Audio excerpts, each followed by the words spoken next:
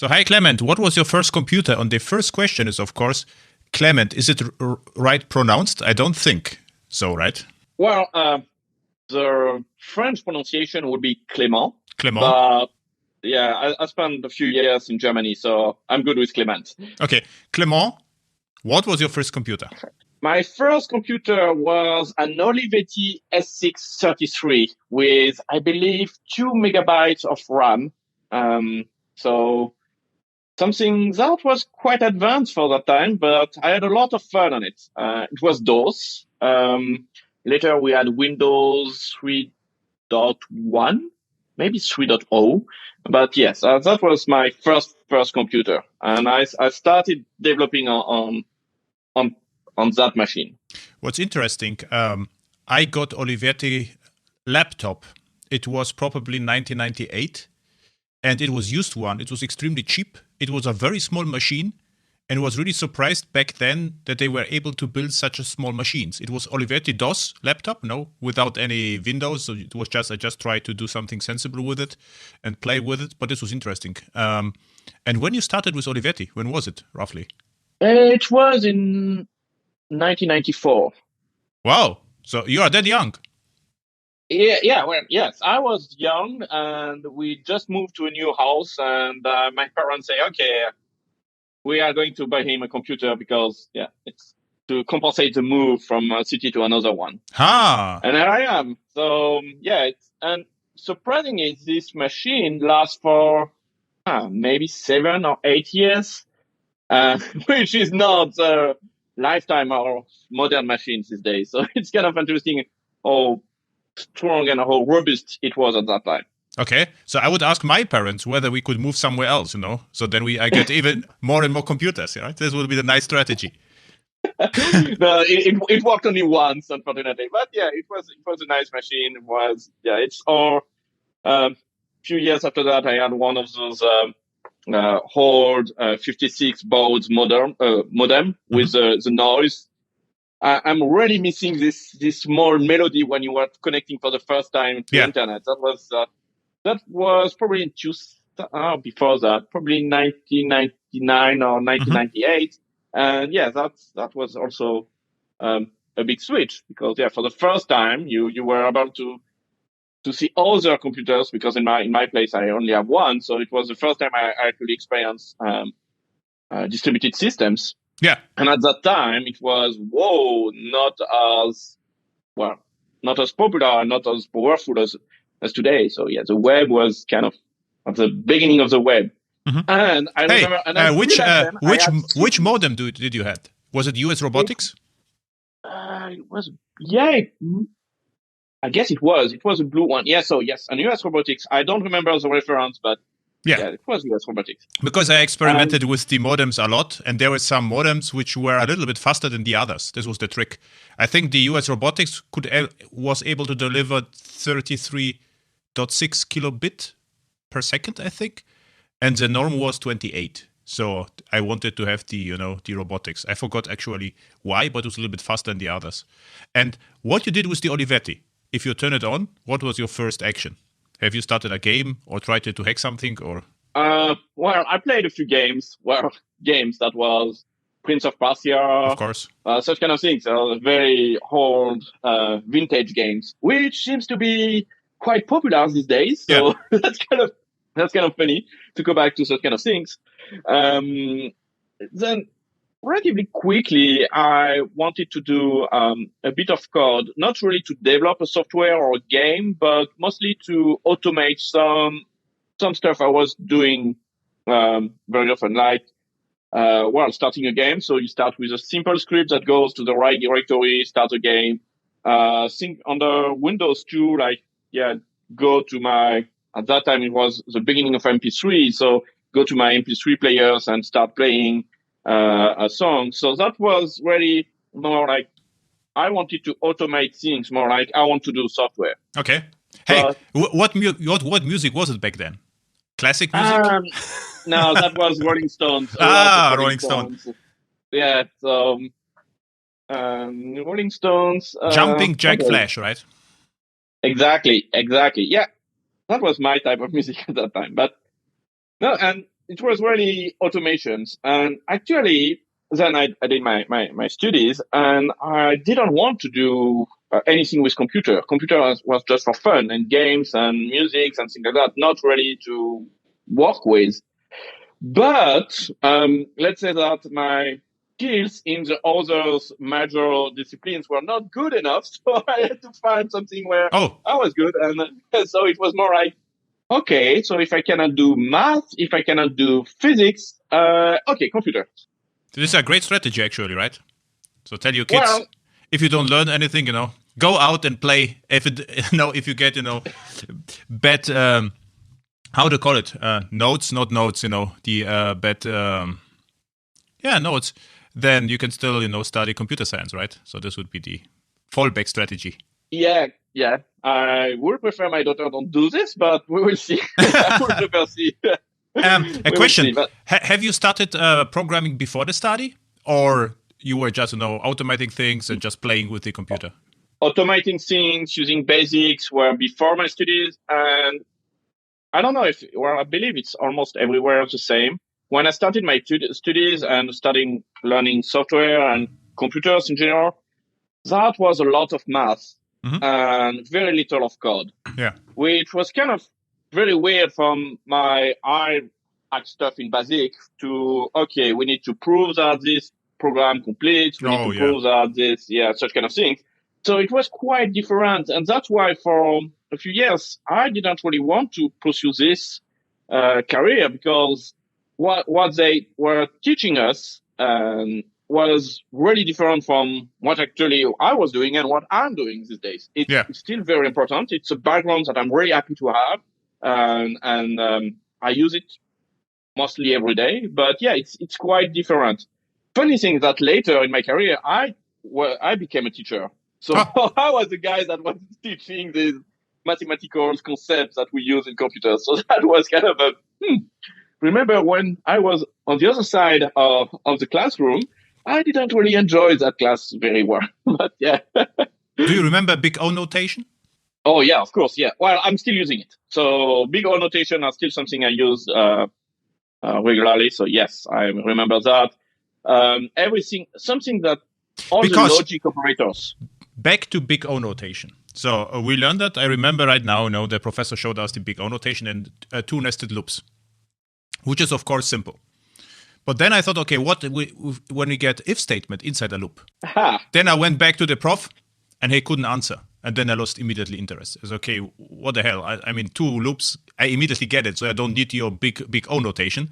But what if it becomes a little bit more complex and there was basically no answer? And I try to so what's your take on that? So big O notation. How to compute more complex stuff? Is it actually possible, or is it? I use all big O notations to generally compute the complexity of the worst case. So in your case of your if statement, that will be the branch that is the most expensive every single time. Let's imagine that the two iteration always goes to the branch that is the most complex and most higher complexity. So why you weren't my professor back then, This would solve, my problem. I was completely disappointed. This would be the great answer. He couldn't answer. So, okay, what the hell? I mean, this is completely useless then, but your answer is perfect. They're perfect. Well, the tricky thing is why we do big O notations. We want to do big O notations to have an understanding about the cost of an algorithm, about how much time, how expensive it would be. But the worst case? In the worst case, because in the great case, most of the time it's return true, boom, done. Yeah, perfect. Okay, but that has no interest. What you want to know is what's your maximum response time. Let's see. After 10 minutes talking with you, I got after 25 years big O notation. I don't have to. I save properly, 10 hours of reading books. Great. So let's see what happens later. So you started studying, and you didn't like math, and no, math didn't like me. This is the opposite. Yeah, this is also in my case still, but now it changes as I speak with you. But have you started programming during this university time? Yeah, actually, I was really, really lucky. Actually, I started my studies where I'm living right now. It's a very small city with a very small university. Where is it? It's Valence in France. Where is it in France? Is it in the mountains or on the shore? It's near Lyon. It's south of Lyon, not too far from Grenoble. Actually, the university is just a satellite from Grenoble University. Okay. And I really had the chance that one of the classes that were offered was a class that was shared between the first years and the second years of university. Mm-hmm. So with older people that did all the first class, but this class was about internet. I remember the name, internet. Wow. So, 24 hours, and at the end, you understand internet. 25 years later, I still don't.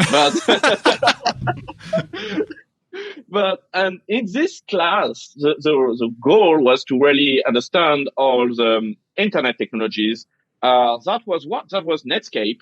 That was the beginning of JavaScript. That was CGI. That was a bit of PHP, Perl, a lot of Perl for CGI. And it's really where I started seeing the potential of computers and the beginning of distributed systems in the sense. And so in this class, you need to create a few websites, a few web applications, really small. And even at the end, we started looking at Java Applets. That was just the beginning of Java Applets. Didn't really work well. Never sure it worked well anytime, but at that time was really, kind of tricky and slow. The JVM running inside your almost inside your browsers was kind of weird, and all the NMI code stuff that I didn't understood at that time. For me, it was okay. Let's try to use this. The UI can be interesting, and it was AWT, but yes, that class was actually the game changer for me in the sense that, we can do cool stuff. Okay.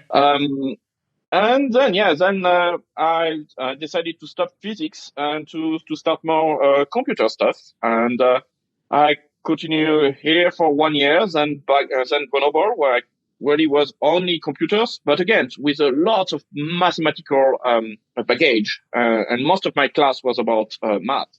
Funny thing is, because of the history of Grenoble, a lot of our class was about compilers, logics, semantics. Mm-hmm. So very, very abstract and not really, let's say, hands on the keyboards. The really development exercise was kind of minimal and was only most of the time was just, very simple hello world, or try to get something compiling in Ada, which is challenging. Yeah. This language is challenging, but if it's compiled, it's not far from being right. But it's a funny language. I thought this is the Scala, language.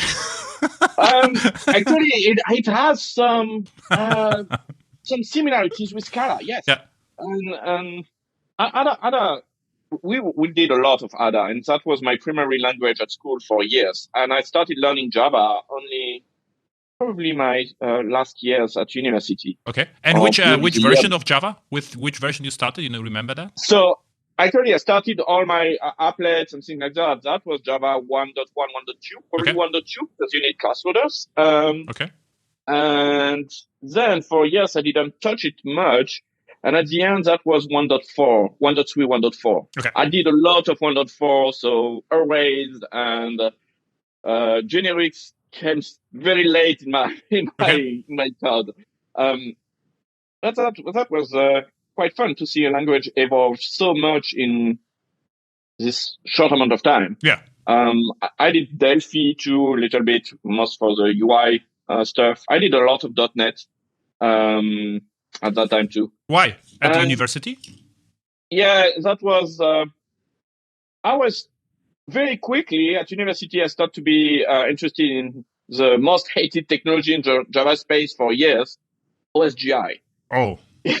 Yeah. We should stop. We should stop the conversation right now. Well, at that time, I was quite interested by everything related to what now we call IoT, but that was at that time named machine to machines and ubiquitous computing or such kind of things. So it was not named IoT yet. But OSGI for IoT is fine. I had another problem with OSGI. in my project, we are often forced to use OSGI for business project, and there was not even a use case to run multiple bundles at the same time. So you had a huge, class loader overhead and versioning overhead, and at the end of the day, you shipped everything at once. And I always ask the question, why you need that? We could just deliver one jar. It would be everything became easier, and no one could answer the question back then, and then it died in business projects. For IoT projects or application servers or building platforms, OSGI is great. If you take a look, on Open Liberty, how great it is just because of OSGI. But I'm, a business developer. It doesn't make any sense in my eyes to use OSGI inside a microservice or inside a desktop app. This is what we sometimes were forced to do. So it's actually interesting because I came up almost to the same conclusion in the sense that it's a very powerful deployment platform. It has really nice capabilities for deployment, for the service layers, for security and things like that. But what you said is absolutely right. Most of the applications don't need to have the possibility to run two versions of a bundle at the same time. It actually makes everything much more complex. Yeah. And while OSGI does this check at runtime, it can be done at build time. You can immediately, during your deployment or during your build, inside Maven, Ants, or whatever Gradle, check to say, you are depending on Commons IO 2.1, whatever version is the most recent one, while the target is only 2.0. So what do you want to do? Do you want to force it and see what happens at runtime? It's generally a bad idea, especially if runtime is production. Or do you want to update or something like that? That can be done at build time, not at runtime. And actually, some of these ideas, we are now seeing them in Quarkus, because we do some kind of logic. Yeah. But that is almost 20 years later, because I started OSGI in 2002. Exactly.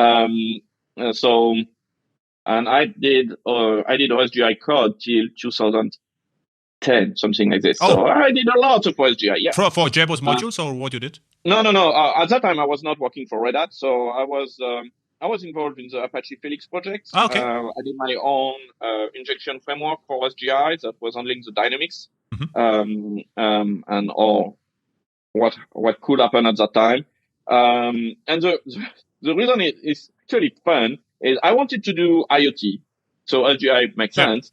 But at the same time, I started experiencing the challenges of distributed systems. So I wanted to do IoT was on the distributed system side because that looks very, very hard. So OSGI was perfect, except that later I understood that OSGI is a local framework with all the distributed systems issues built in. Yeah. So you cannot escape. Okay. And well, so at the university, what I just wanted to see is at the university you learned Perl, PHP, and Delphi, right? And .NET. And what happened after university? What you did? You started to work as what? Where or what was it? At university, my first internship was actually trying to implement OSGI on .NET, which didn't end up well because of the class loading differences. How you got this idea? I mean, just you did it for money, or was it your? No, that was more a research project. Okay. Because I wanted to do research at that time, and that looks an interesting challenge. Like, okay, we have OSGI, we have .NET that looks very interesting and looks quite popular. So if we could provide the same kind of facilities for .NET, can be quite interesting to see .NET code for set-top box, IoT, and things like that. And the granularity of the class loading and all the loading mechanism was not exactly the same. So it caused a few issues. It may have changed in between because I didn't really follow what's happening on .NET. I did quite some CORBA. Wow. And actually, the funny thing is that, Jacob, but not only Jacob, Orbix, something called Torba, Orbix, VisiGenix. Exactly. And the fun part is when I was starting doing distributed system at school, it was boring. Yeah. ISO, ARP, all the theory and things like that. And when you start touching the Java code, you do RMI and you say, Yeah, okay. It was at the time when you really need to generate the skeleton and the stubs with RMIC and things like that. It was not yet integrated. But with JDK 1.3, we got dynamic proxies. Then it became easier, right? Because then we can say, dynamic lookup and you are set. Exactly. And the fun thing is, I think that was in my first year of university. I had the chance and even the privilege to go in a class with Sasha Krakowiak, one of the main distributed systems and middleware researcher that was teaching in Grenoble. And while it was really, really theoretical about Lamport clock and Paxos and consensus issues, it was amazing how interesting it makes this class. Okay. And after that, I really wanted to say, well, that looks a whole new landscape. It's not RMI. So distributed system is not only about RMI, it's really about all these problems. And very quickly, when you want to start working a little bit to make some money, you use a framework of that time, and the framework of that time was CORBA. Yeah. So I did a bit of CORBA. I still regret it sometimes. Not often. But No, seriously. If you look at CORBA, so it was a little bit over-engineered. I mean, you had to fetch first dynamic service first, then you got dynamic service, the whole bootstrapping. We could streamline that. But if I look at the modern technologies like gRPC, for instance, for me, is no difference to CORBA. It's exactly the same, scaffold, overhead. And I'm thinking even if we just manage to make the CORBA a little bit more usable, we could just package it a little bit more with nice API. And from my perspective, RMI had really nice API. You had an interface, you said lookup, and you got the implementation behind the scenes.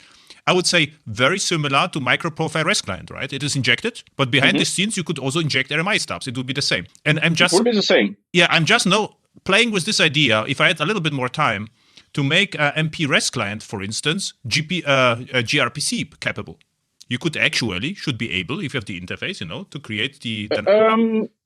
Check the gRPC support in Quarkus. It's quite close to. You are too fast, man. So you are destroying, my leisure projects. This was.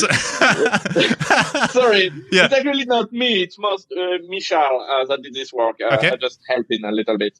But the fun thing, and so when you do CORBA, one of the main issues I quickly have is not the complexity of the code, it is handling failures. Because at that time, the network was far from being reliable. It was mostly, keyboards.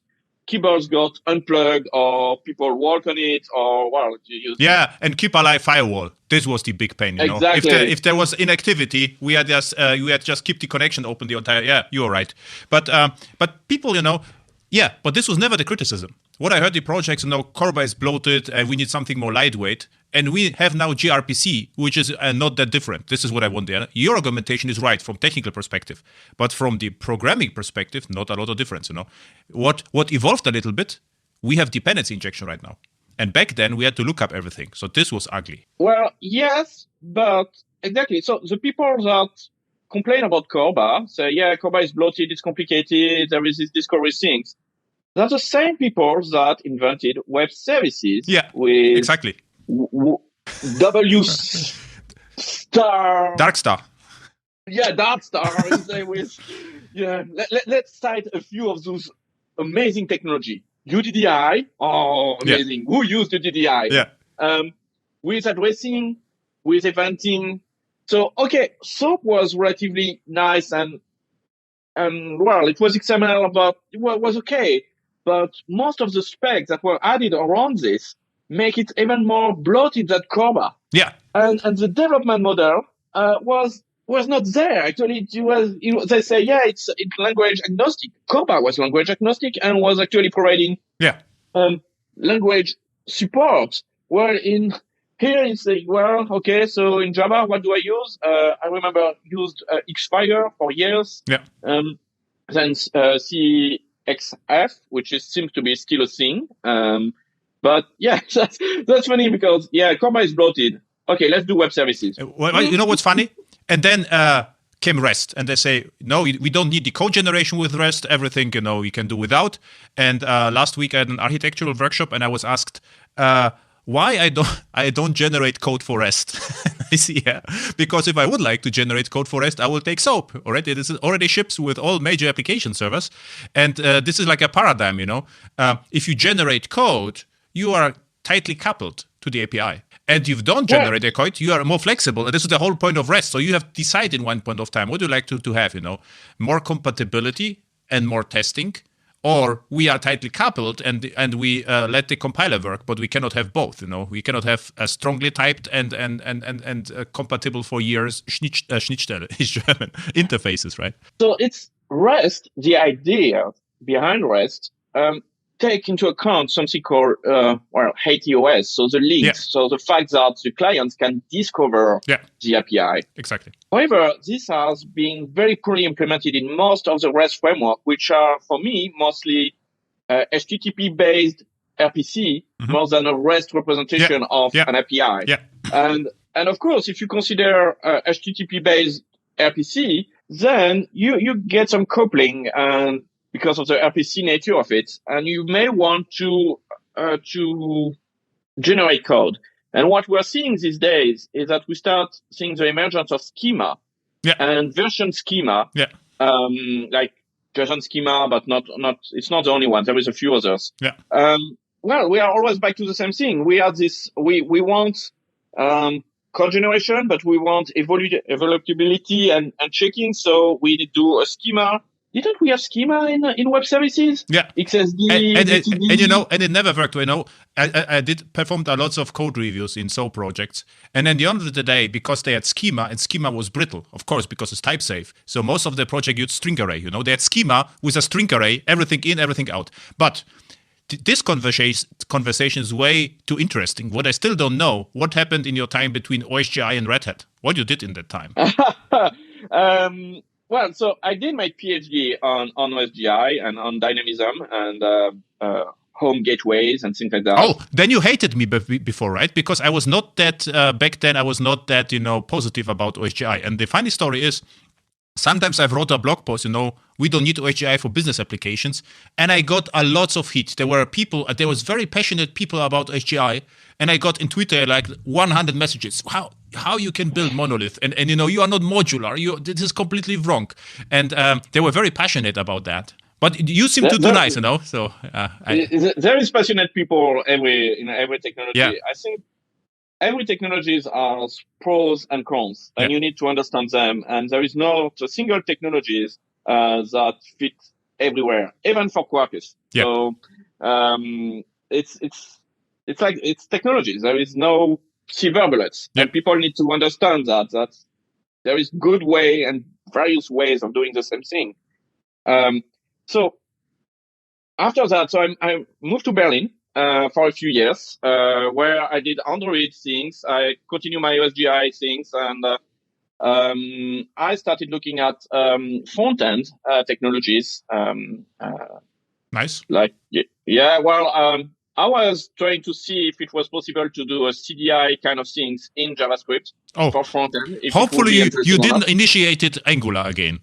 No. Wow, but if this is your fault, is this the second time? No, okay. No. That's I did an interesting project, but it didn't really go anywhere. That was mostly showing that JavaScript is a little bit too permissive. So the first thing you need to do when you start doing such kind of things is to inject the concept of interface. Yeah. What do you want to inject? What is the APIs? Doesn't really resonate well with JavaScript, where you can do lots of things. And mixins really killed me because an interface can evolve over time, so it's kind of tricky.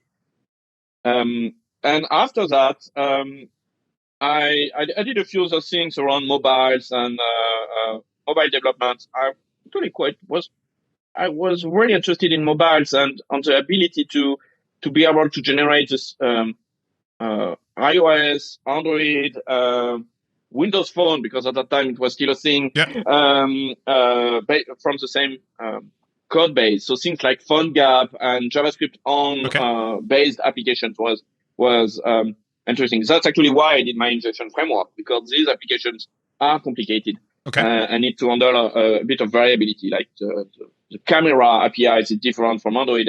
Okay, this makes sense. This makes sense. But this again, it makes sense inside your framework in the platform.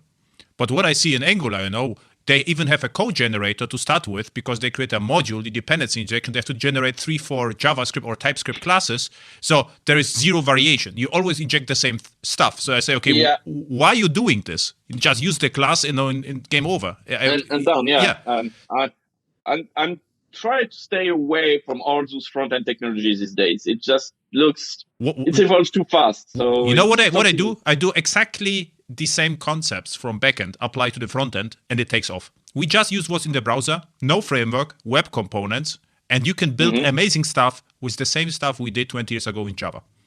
And everyone is amazed. And I was even once at the JavaScript conference and gave a talk, and I just used the Duke as an example. And the JavaScript developers ask me, who the hell is Duke? I say, sorry. It's like, sorry, I'm a Java developer. They don't have a Duke. So, cool. So you did a front-end phone gap. Okay, this is a nice technology. Yeah, interesting stuff. Then I came back to the academic side. Okay. And when I came back to the academic side, I actually continued my research. I started doing my PhD. I joined the same team, and the landscape didn't evolve much in these times. I was still OSGI, but I started to be a little bit more cautious about it, saying, okay, it's nice, but we start seeing really hard time for developers to understand it, and that's never a good thing. It's we had the same issue with CORBA, we had the same issue with web services, so we may want to simplify things a little bit. And after a few years there, where I was advising PhDs and giving classes and doing academic work, I started a project named Wisdom, which was a web framework with a live reload. I really loved Play, actually, Play One, the Play One framework. I say, I really want to have something like this with this velocity, both on the front and on the back. I want to see how far we can. Play One was Java OSGI. And Play 2 was Scala, right? Or other? Yes. Yeah.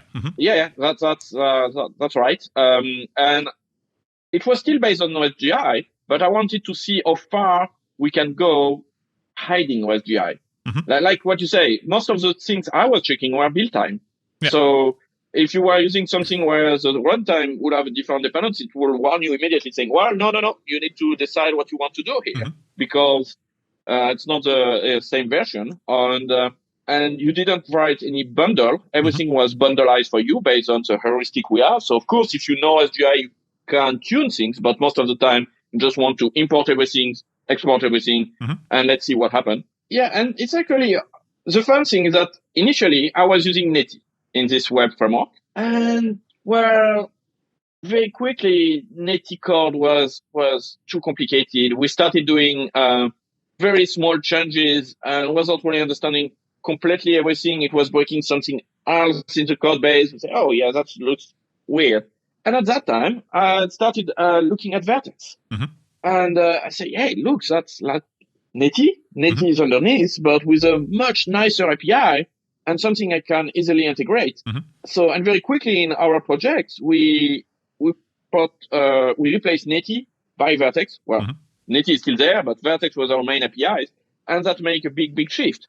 Because while I was doing this, things around Reactive was starting to being a little bit more visible. I started reading the Reactive manifestos. Vert.x was becoming much more the thing I was using a lot more. And after a few other things, I decided to join RedHat. And Julien Viette, which was working in the Vert.x team, said, hey, there is some openings in the Vert.x team, so try to apply. That can be really cool. And say, okay, why not? And boom, a few weeks later, I was working at RedHat, initially on the Vert.x project. It's a great toolkit. It was a beginning. It was actually, I joined just before we released Vert.x 3. So it was all new ideas. And it was resonate so much like, oh yeah, all the issues we had with distributed systems for years actually are handled here, really are apparent here. We don't try to hide them. They are, because you can't. Even if you use code generation and so on, at some point, distributed systems are going to backfire. And when it backfires... You know the research paper note on distributed computing from Jim Waldo? Yes. The cool story is it was from Sun Microsystems, right, the guy? And at the same time, they tried to hide it, This is at the same time, Sun tried to hide, the complexity of remoteness. And research at Sun said it's actually impossible to hide that we are remote because it's impossible. You cannot hide that, the fact that we are working remotely, right? The funny thing is that the fallacies of distributed computing also started at Sun. Yeah. And Peter Deutsch and James Gosling, they were the guys behind it. Exactly. Yeah, and one of the fallacies, I can't remember which one, has been added 3 years after the first set, based on Waldo's papers. Okay. So it was like, oh yeah, it's initially it was one less, and they added it later. So you worked in Vert.x a long time, right? When you started with Vert.x, when was it? Which year was it? 2012, I would say. Okay. 2012, 2013. Well, I'm still using Vert.x a lot. So yeah, that's now almost 7 years. Yeah, 7 years with Vert.x, with a lot of activities over the last 5 years where I was actually working on the project. Really were you one of the main guys behind Vert.x in the last few years, or can you say that? Not in the last year, but before that, yes. Yes, okay. I moved a little bit separately. So after a few years of Vert.x, Vert.x is an amazing toolkit, but it scares people. Yeah. There's two things. There is a lot of people say the APIs scares me. Yeah. I don't believe it's an API problem. I believe it's more a misunderstanding of what distributed systems really are. Like, there is no way of doing something different. It's it was callback, but use features, use reactive programming, whatever. You need to have this asynchronous nature somewhere in your code because the distributed system is asynchronous.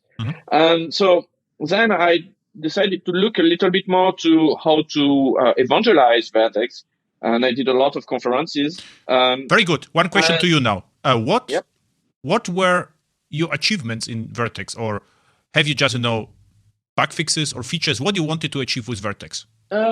You worked for 7 years, so you had a mission. So what was your mission on Vert.x? Yeah, well, I did a few things. I worked on the launcher part that was also providing hot reload and things like that. Okay. I worked on the messaging part with Stomp and later MQP, how it was integrated inside the Vert.x frameworks. I did a lot of microservices stuff because when microservices arose almost at the same time, and while Vert.x had all the capabilities to be a great, and it is a great microservice toolkit, things like service discovery, configurations, and things like that you had to develop them yourself as a developer. So I worked a lot there. So service discovery, configuration, so pluggable configuration, health checks. And actually, I believe health checks is the first time I started to be involved in microprofile. Okay. Because Heiko Rupp and who was Heiko sounds right. Don't remember. Yeah, Heiko was there, and someone else from RedHat was John Klingen, probably. No. It was more on the engineering side.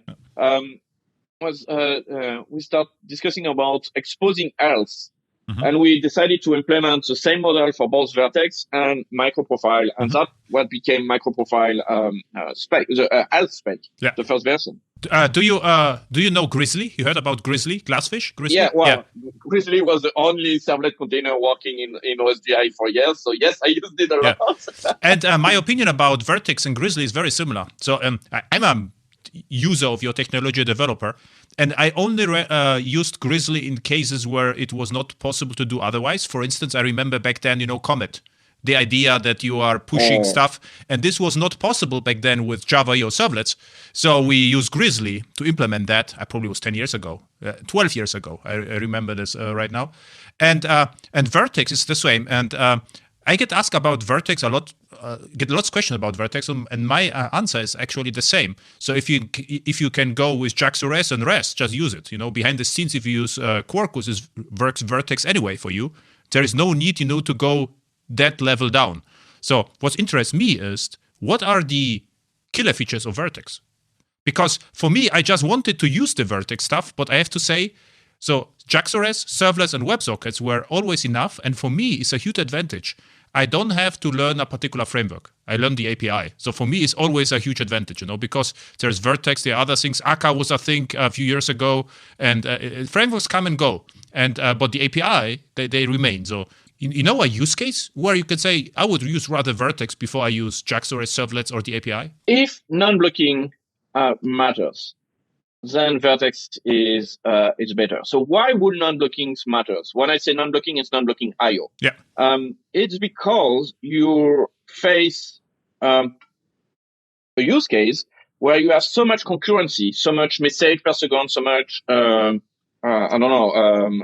request per second, that you cannot really rely on a worker thread approach, which means that every request is handled by a separate thread. Which means that your concurrency is limited by the number of threads. Yeah. More thread you have, more memory and CPU cycles you have, you are consuming. So that's really where Vert.x make a lot of sense. So if you build a business API, okay. Yeah. That does not, if you have 10 requests per minute or even 10 requests per second, there is absolutely no problem with that. If you are building an API gateway that gets millions of requests per second, that's a different use case, and there it's where Vert.x fits. Then I was right. It means if you need more control over the metal, and then use Vert.x, something specialized, because I have far more control about everything. And if you use JavaScript or servlets, everything is hidden, and you can only hope that your runtime implements this right. And back to the business application. So back then with Grizzly, there was an app. We had several thousand transactions per second, and I thought we will have to use Grizzly or Vert.x, something else. But, back then, Glasses was just fine. So there was no reason to do something else. So I have business applications, but there are no millions of transactions per second. But several hundred or several thousands, still not a problem. And usually you can spread out. You have not one machine, you have multiple machines now. And in business applications, you have another problem. You have a database. So it's just not like, the application server was never the problem in my projects. If we get a problem transaction, I/O with the backend, this is what everything fails. So the front end doesn't matter. But now I got you, because recently what we did, we wanted to implement, or we actually implemented server-sent events with Quarkus, actually. And there are two possibilities with Vert.x and JavaScript plain. And my client started with Vert.x, and I look at that and say, okay, it's cool, but do you really need it? This level of control and level of detail? Just go with JavaScript. And this was way simpler, and it still works, So it's actually funny because Vert.x does not support SSE directly, so you need to build on top of Vert.x. Yeah, which is fine. You can do it, but it's something actually coming inside in Vert.x 4. It was actually in the Quarkus guideline. There were two possibilities. There was one was with reactive roads. You mean? Yeah. Okay. So but it was Vert.x based. There was the official, Quarkus documentation. One was Vert.x based with routes, and the other one was JavaScript. Okay. And he picked the first one, which was Vert.x. And I say, okay, you can do this. The problem is, with Vert.x disappears or Quarkus get new version, we have to migrate. But if we use JavaScript straight API, never was anything happen. And if this is too slow, we will measure the performance. We can just migrate back to Vert.x. Not a problem at all. But now it works with JavaScript and it's fine.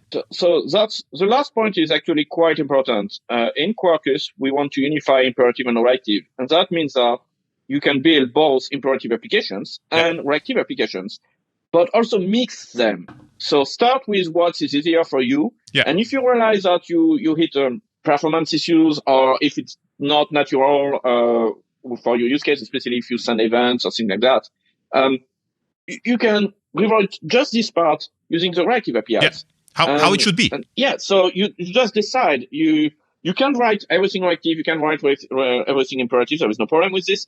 But you can say, but let's imagine you have one endpoint inside your JavaScript applications which gets most of the traffic. Mm-hmm. And is really doesn't do much with transaction and things like that. So it's using threads for nothing. Yeah. And it's actually reducing the velocity of the rest of the endpoint because threads are used for this.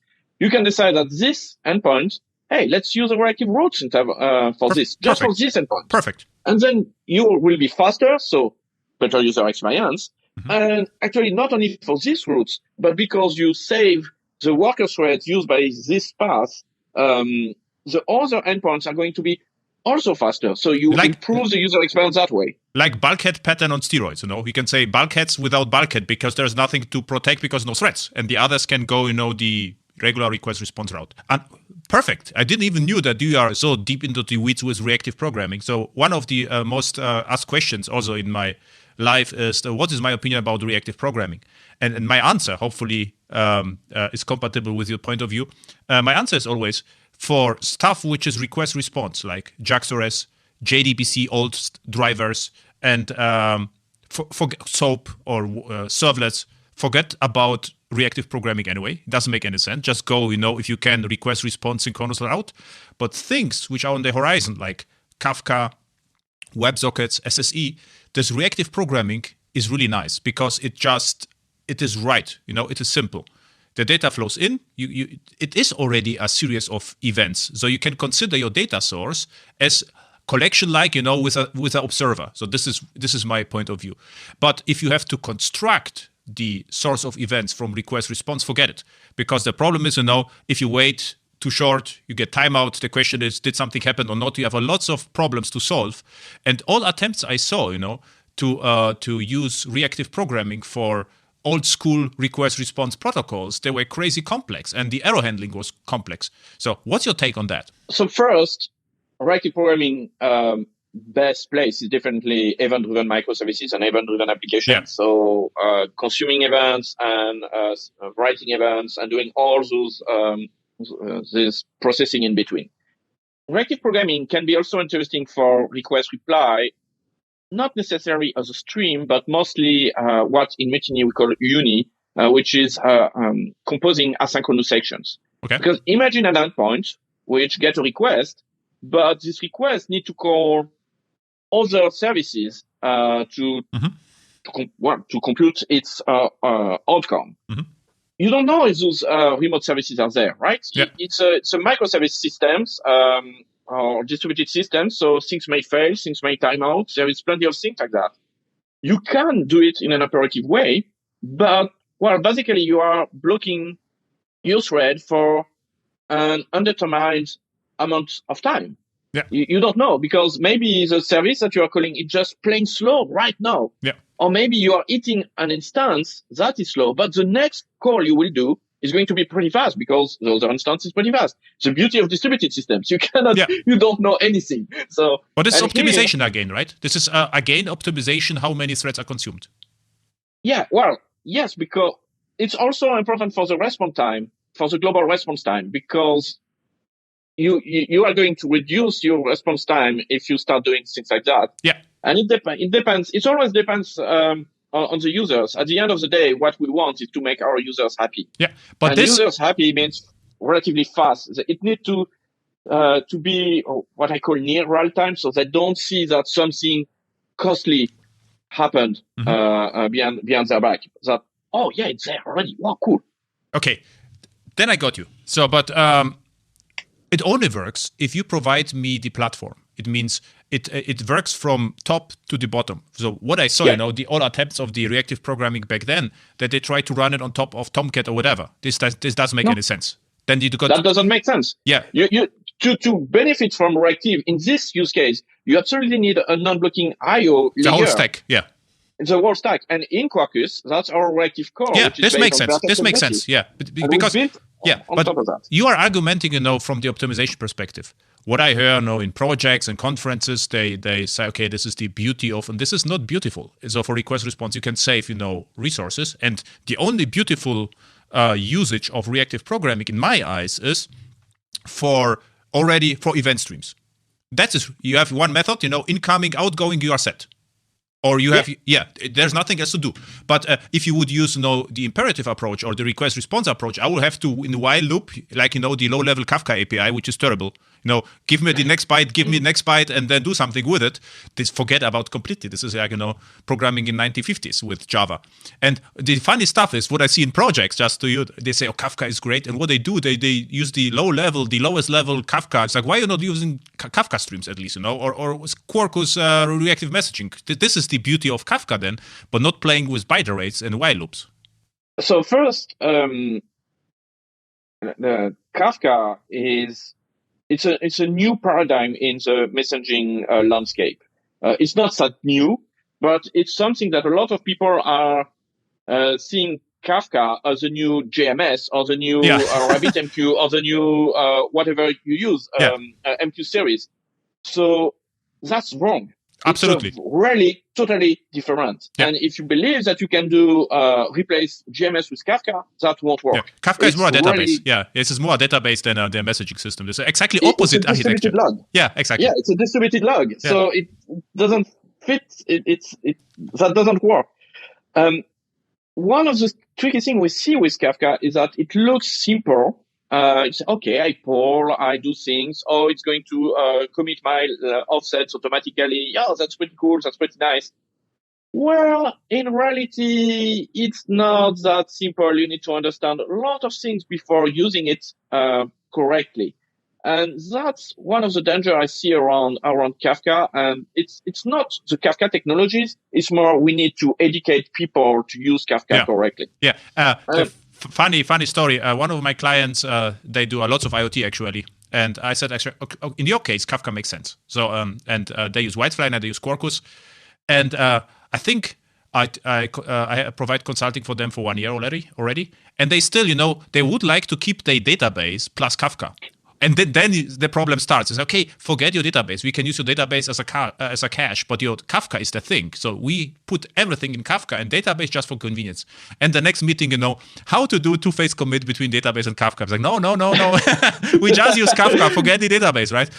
So it's interesting. But you are perfect. So your background amazed me. So we have not that much time. Otherwise, it's going too boring. But two things I would like at least to introduce today is Mutiny.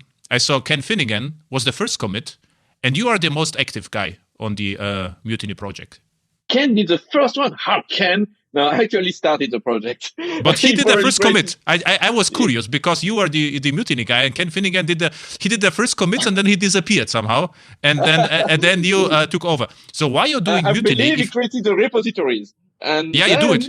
Okay. So I created the initial commit of the repository, and then I started putting my okay. So the Ken is more a manager, right? So we can. He's the one with the admin rights. Rights. Okay. We need to always please people with the admin rights, because they can also delete the repository. So we have to be nice to Ken, right? Exactly. Okay. Ken helped a lot actually at the beginning of Mutiny, and is now helping a lot on reactive messaging. So. He's not a reactive guy by background. He's becoming a reactive guy, and it's very interesting to see his point of view from a more enterprise background, how it's approach reactiveness. It's very interesting for me because that's from this feedback, from this experience, I can try to improve and make things simpler for enterprise developer. I think Ken really hates me, and the reason is there was a Java 1 conference, right? And I did my micro profile with Whitefly talk, or I use Whitefly, and it worked perfectly. Whitefly is small enough for me and whatever. And he came to me after the talk with John and asked me, "What is your opinion about Thorntail or Whitefly Swarm?" And I say, for me, I say Whitefly Swarm, no use case. Whitefly is already small enough, forget about that. And they really was like, no, I don't get it. So a little optimization for me, nothing, right? And they were a little bit, they expected something else, right? And I never used Whitefly Swarm, completely ignored. And then RedHat came to me again and say, hey, we worked on something new. So not again. So you renamed Thorntail to something else. And then I look at Quarkus and say, oh, this is amazing. The first time, there is really different. There is something behind, This was, therefore, I have to ping Ken one point of time because to apologize at least for my. There's no time, There's he came to me at 10 minutes to for conversation. This was my answer, and then I had to go home. But Mutiny. Why you started Mutiny if you had vert.x? Actually, I started Mutiny because of vert.x. Or thanks to vert.x. more than because of. While I was doing vert.x, so for almost 7 years, I did a lot of conferences, talks, customer meetings, and things like that. And every time I was trying to teach vert.x or teach reactive programming, so asynchronous programming, I see that people have difficulty to understand it, to really grasp the nature of what it is. Mm-hmm. And very quickly, we started advocating for Rx Java as a primary API for end users in vert.x. Not primary, but one of the most used API. And we say, oh yeah, Rx is nice. We're still on the future side of things, but okay, Rx, there is cool stuff, lots of operators. And we started putting these technologies in the hand of customers and users and in conferences. And very quickly, I had always the same question, like, oh, what does flatmap do in this case? Oh, what's the difference between flatmap and concatmap? What is this operator doing? Oh, and what is this variant of things? And what I realized, or what we realized, because Stefano Pardo found the same observation, is that to use this reactive programming correctly, you need to know probably 200 to 300 methods. Mm-hmm. You believe that you can start with, oh no, I only know 5, 6, 10, and I can build from that. But actually, no. You really need to understand a big part of the APIs. It's hard today when you are an enterprise developer to say, oh yeah, I need to learn this new API, but this new API is gigantic. Mm-hmm. It's like hundreds of operators. And if I don't know, not all of them, but most of them, I'm probably going to do something wrong. Mm-hmm. And one of the things is, I had a customer meeting where people say, oh yeah, I'm using Kafka and then I'm doing that. And say, oh, you're doing what? This. I say, no, you are messing up with the order. And I say, no, Kafka won't like this at all. And then they think about it and say, oh no. And they realize that they were wrong and they start changing the code live during the meeting. I say, oh, no, maybe think about it first. But anyway, what we realized that people were not necessarily understanding it. Mm-hmm. So you had the IP few that spend time to really understand it and use it beautifully and elegantly, and they are really happy with that. And there's nothing wrong with this; it's still great. But for people not having the time to really do that, we need something a little bit more easier to use. And we mentioned it. Reactive makes sense when you use event-driven, event-driven microservices. And when you do event-driven microservices, what you expect to write is things like on item X, do Y. Mm-hmm. And I really wanted to see what we can build around this idea about, okay, I got a stream, on item, do this. Mm-hmm. On failure, do that. On completion, do something else or continue with. So something much more fluid, something that people will understand what they're doing, and you're not lost in a map and flat map jungle where you have no idea what's happening. But you still need flat. But you still need flat map, right? We renamed it. Actually, we have flat map, but our flat map there is few variants. You can do on item transform to uni, on item transform to multi. So you really see what it's doing. On item transform to uni, you say, okay, I got an item, and I'm going to return a new uni, which is an asynchronous action, which will take this item as parameters and do something. And when this asynchronous action come back, then you will do the next thing. And then you will say, then on item, do something else. Okay. And we really wanted to have this event-driven nature apparent inside our API. It's been a challenge. It's actually funny because people from functional people from the reactive space say, oh, yeah, so that's totally useless. We don't need this. And enterprise people were starting saying, yeah, we don't necessarily understand it. We work on the API. And these days we got really, really good feedback. Like people saying, oh, I finally understand reactive. I finally can write event-driven microservices. Okay. And that's actually the most motivating thing that people can say to me and say, oh, yeah, we did something which really push the limits or make it easier for enterprise developers that are not used to such kind of logic to write such kind of applications. So is Mutiny of a DSL around vert.x? It's not It's not based on Vert.x. It's a DS. It's a reactive programming library which has a very different APIs, and it's just an API. And to use Vert.x, what we do, and that's the Vert.x secret sauce, that we take the Vert.x API and we generate the mutiny variants with the mutiny types for the complete API. That's how Vert.x works, actually. Vert.x has one bare API, and from this, we generate every Java, Scala, and well, it changed a little bit recently, but for years, it works that way. And for mutiny, we do the same. We take these APIs and generate our mutiny variants. But you can use mutiny with the REST client, the Quarkus REST client, with almost anything in Quarkus. We have Hibernate Reactive, which is now new extensions. All our data sources have a mutiny API, Mongo, Cassandra, and so on. So you can start Postgres, doing the reactive Postgres driver, probably? The reactive Postgres driver that now you can use using Hibernate Reactive. So if you like SQL, if you really want to control your SQL, you can still use this reactive driver. If you are more on the Hibernate side and want your entities and things like that, you can use Hibernate Reactive, and it gets a mutiny session with all the mutiny types, so you can easily use that.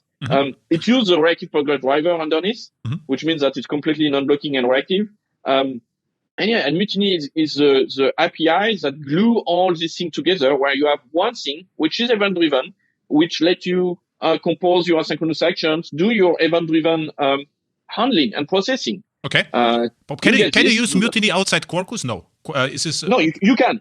It's actually used outside of Quarkus, which was not anticipated initially, but there is nothing in the code base of Mutiny which is Quarkus-centric or which is Vert.x-centric. Mutiny is just a plain API that you can use anywhere. Okay, then just a jar. For me, from technical perspective, so the Mutiny is an API. For me, sounds like facade because I could aggregate several things. How to load the service provider interface to Mutiny? So I have the API, so I cannot launch Mutiny. I will need at least JDK 9 with some reactive stuff from JDK, I assume, or something reactive. Is it not usable by itself, right? Mutiny. It's just API. It's like JDBC. I cannot launch JDBC. I need the Oracle driver, right? Well, if you use API as a standalone thing, you can do a few interesting things like timers and things like that, but it's not really interesting. What you will need is reactive APIs, because what you want to do, and it's the same thing in any application, what you want to do is to compose call to provide added values. Yeah, and what is the bridge between my reactive API and Mutiny? So how to launch it, Is there something like Reactive Factory, create something, what I get back is already Mutiny, so what is the bootstrap? Most of our APIs are delivering already tailored Mutiny APIs. So for example, if you take the REST client, you just return a uni instead of a completion stage or instead of a string, so uni or string, and that's it. And then you get the uni that you can compose with another one that you can handle trigger, you can handle retries. So we need a event stream source which returns a Mutiny type, and then I go, right? Perfect. So we provide, you can do uni.create from, and here you have plenty of them. Cool. Create from ticks, create from interval, create from range, create from emitters. So we have an API to let you create your source. But even all the time, what you need is to have a reactive client underneath that actually going to expose this API for you. You are not going to create, creating something from, so typically, I got a lot of comments say, I don't understand, reactive is slow. And the guy was returning a uni, and the code, so it was a JAX-RS endpoint returning a uni because we support this. And the code was simply uni create from item hello. I was like, of course it's slower. How can it be faster? You are creating an asynchronous construct with a result that you already know. So remove this, return hello, and you're good. So that is going to be much simpler. Yeah, but this is what I see all the time, This is why I cannot hear reactive programming. When I hear reactive programming, it's always that case. They have some Java methods and try to synchronous method. They have nothing to do with reactive, and they just try to write a wrapper around it to have reactive programming. This is what I say. Forget it, because you get all the problems. Everything breaks then. Except if you really want to compose asynchronous actions. Yeah, workflow. Workflow engine or hub or something. If you have some, this makes sense absolutely. But this is not a common use case. No, yes, and there is no problem with this. And actually, if you use reactive messaging, you mentioned it. If you have at incoming and at ongoing, and actually that was a question I had last week. So someone wrote his method that was getting a order and returning something else, and he said, "I don't understand. Where is mutiny?" I say, "But here you get an item in, you return an item out. You don't need anything. Mutiny is underneath. You don't see it. Crash, throw a null pointer exception, look at the stack trace and you will see mutiny. But if you do things correctly, you won't see it. Use it when you really need to do asynchronous action or react upon events." Yeah. As we said at the beginning, there is no silver bullet. It's not one thing fits all. That's why in Quarkus we want both imperative and reactive side by side, and you decide where you put the cursor, and you can even move it. Yeah, we shouldn't mention Quarkus anymore because we will speak for another 2 hours. So here's the deal. We should stop now, and I would like to re-invite you back because not a problem, we have in the same time zone. And I would like to talk a little bit about Vert.x, Quarkus, and Mutiny because it's a very interesting topic. And and why I like Quarkus, the final words, because it's extremely pragmatic. This is why I like it. Because back then I repeated it over and over again, but the fun fact in Quarkus is it does a lot of work at build time. It is simple at runtime. So this is the entire trick. And I have to admit, for me, always Whitefly and Glassfish and the others were fast enough. For me was no need for optimization. But Quarkus is so different; it optimizes a lot. It is not like 10 or 50%. Optimization is more like 50% optimization or more. So it makes a huge difference. So now I can go to my client and say, "Look, if you use Quarkus, we save 50% of memory. Then it's discussion over, and now focus on business." So this is a big deal. So thank you a lot. And I would like to re-invite you back. It was really interesting to chat with you. I learned a lot. And the big O notation, this was the beginning of learning, and with Mutiny was even better. So thank you for having me, and yes, no problem. Just invite me whenever you want. I would be very happy to spend another hour with you. Yeah, thank you. Bye. Bye.